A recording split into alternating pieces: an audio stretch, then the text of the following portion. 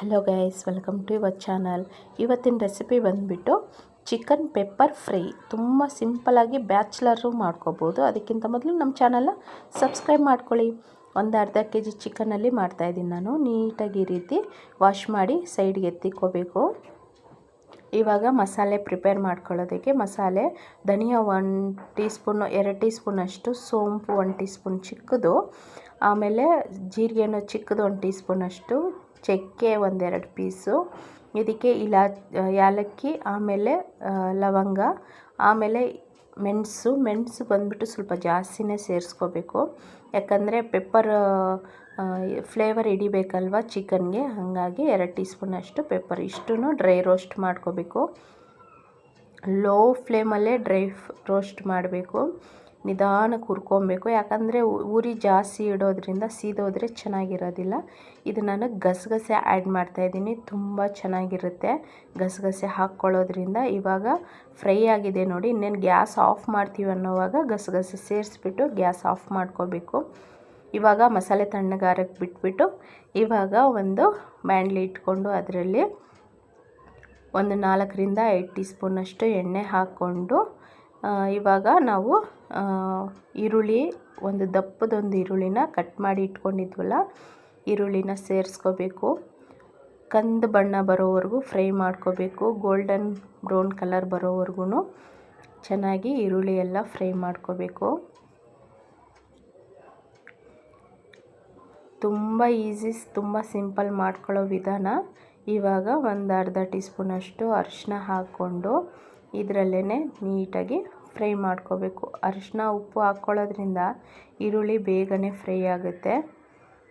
ಇವಾಗ ಈ ಥರ ಫ್ರೈ ಆಗಿದೆ ಅಲ್ವಾ, ನಾವು ತೊಳೆದಿಟ್ಕೊಂಡಿರೋ ಚಿಕನ್ನು ಸಪ್ರೇಟಾಗಿ ಎತ್ತಿಕೊಂಡು 2 ಟೀ ಸ್ಪೂನಷ್ಟು ಶುಂಠಿ ಬೆಳ್ಳುಳ್ಳಿ ಪೇಸ್ಟನ್ನು ಸೇರಿಸ್ಕೋಬೇಕು. ಎಣ್ಣೆಯಲ್ಲೇ ಹಾಕ್ಕೋಬೇಕು ಶುಂಠಿ ಬೆಳ್ಳುಳ್ಳಿ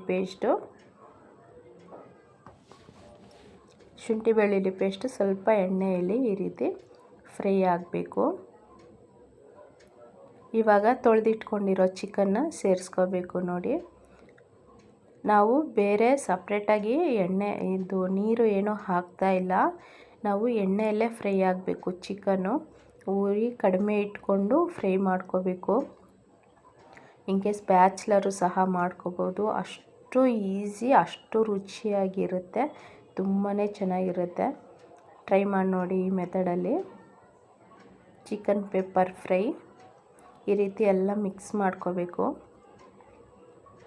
ನಿಧಾನಕ್ಕೆ ಮಿಕ್ಸ್ ಮಾಡಿಕೊಂಡು ಎಲ್ಲ ಫ್ಲೇವರ್ ಎಲ್ಲ ಹಿಡಿಬೇಕಲ್ವ, ಶುಂಠಿ ಬೆಳ್ಳುಳ್ಳಿದು ಅರಿಶಿನ ಎಲ್ಲ ಫ್ಲೇವರು ಚೆನ್ನಾಗಿ ಹಿಡಿದುಬಿಟ್ಟು ಲೈಟಾಗಿ ನಮಗೆ ಎಣ್ಣೆ ಎಲ್ಲ ಸೈಡ್ ಬಿಟ್ಕೊತಿದ್ದೆ ನೋಡಿ ಈ ರೀತಿ. ಇವಾಗ ನಾವು ಇದು ಈ ರೀತಿ ಮಿಕ್ಸ್ ಮಾಡಿಬಿಟ್ಟು ಲಿಡ್ನ ಕ್ಲೋಸ್ ಮಾಡಿಬಿಡಬೇಕು. ಲಿಡ್ನ ಕ್ಲೋಸ್ ಮಾಡಿಬಿಟ್ರೆ ಅದು ಕಡಿಮೆ ಉರಿಯಲ್ಲೇ ಫ್ರೈ ಆಗುತ್ತೆ. ಎಷ್ಟೊಂದು ನೀರು ಬಿಟ್ಕೊಂಡಿದೆ ನೋಡಿ, ತುಂಬ ನೀರು ಬಿಡ್ತಾ ಇದೆ. ನಾವು ನೀರು ಹಾಕೋದಿಲ್ಲ ಇದಕ್ಕೆ. ಚಿಕನ್ನಲ್ಲಿ ಬಿಡುತ್ತಲ್ಲ ನೀರು, ಆ ನೀರಲ್ಲೇ ಚಿಕನ್ ಎಲ್ಲ ಫ್ರೈ ಆಗಬೇಕು, ನಮಗೆ ಬೇಯಬೇಕು. ಯಾಕಂದರೆ ನಾವು ನೀರನ್ನು ಹಾಕೋದಿಲ್ಲ ಇದಕ್ಕೆ. ತುಂಬ ನೀರು ಬಿಡ್ತಾ ಇದೆ ನೋಡಿ, ಚಿಕನ್ನಲ್ಲಿರೋ ನೀರಲ್ಲೇ ಬೇಯಿಸ್ಕೋಬೇಕು ನಾವು. ಇವಾಗ ಇನ್ನೊಂದು 2 ನಿಮಿಷ ಅಷ್ಟು ಫ್ರೈ ಮಾಡ್ಕೊಳ್ಳೋಣ. ಲಿಡ್ನ ಕ್ಲೋಸ್ ಮಾಡಿಬಿಟ್ಟು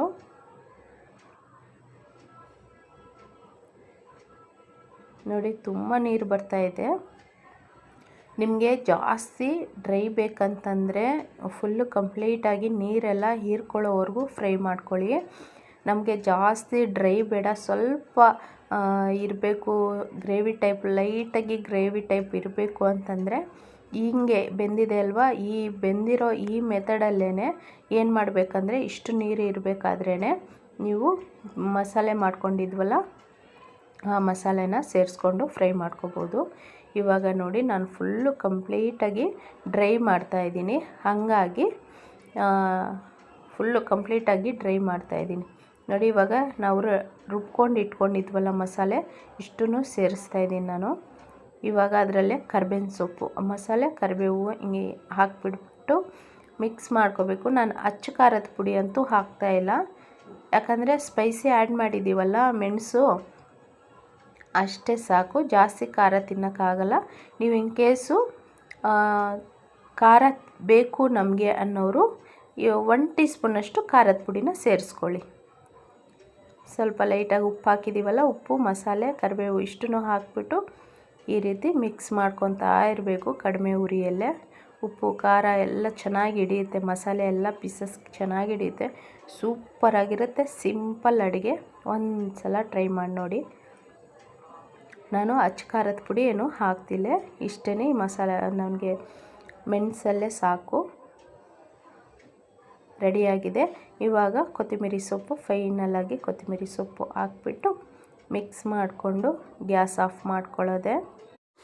ಕೊತ್ತಂಬರಿ ಸೊಪ್ಪನ್ನು ಸೇರಿಸ್ಕೊಂಡು ಇವಾಗ ಗ್ಯಾಸ್ ಆಫ್ ಮಾಡಿಕೊಂಡ್ರೆ ಚಿಕನ್ ಪೆಪ್ಪರ್ ಫ್ರೈ ರೆಡಿಯಾಗಿದೆ.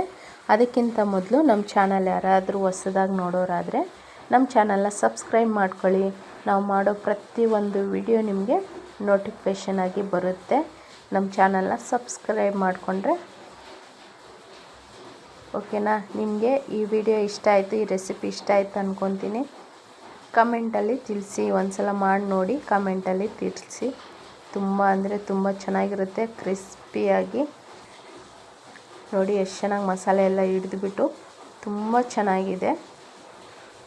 ನೀವು ಇದಕ್ಕೆ ರಸಮ್ಮು ಸೈಡ್ ಡಿಶ್ಶಾಗಿ ತಿನ್ಬೋದು, ಇಲ್ಲ ಅಂದರೆ ಅನ್ನದ ಜೊತೆ ಹಂಗೆ, ಯಾಕಂದರೆ ಇದರಲ್ಲಿ ಮಸಾಲೆ ಎಲ್ಲ ಇದೆ ಅಲ್ವಾ, ಅನ್ನದ ಜೊತೆ ಬಿಸಿ ಬಿಸಿ ಅನ್ನಕ್ಕೂ ತಿನ್ಬೋದು. ಚಪಾತಿ, ಪರೋಟ ಎಲ್ಲದಕ್ಕೂ ಕಾಂಬಿನೇಷನ್ ತುಂಬ ಚೆನ್ನಾಗಿರುತ್ತೆ. ಇನ್ ಕೇಸ್ ಜೀರಾ ರೈಸು, ಇಲ್ಲಾಂದರೆ ಮಸಾಲೆ ರೈಸ್ ಅನ್ನಕ್ಕೆ ತುಂಬ ಚೆನ್ನಾಗಿರುತ್ತೆ. ಸೈಡ್ ಡಿಶ್ಶಾಗೂ ಚೆನ್ನಾಗಿರುತ್ತೆ. ಒಂದು ಸಲ ಟ್ರೈ ಮಾಡಿ ನೋಡಿ, ಓಕೆನಾ. Thank you.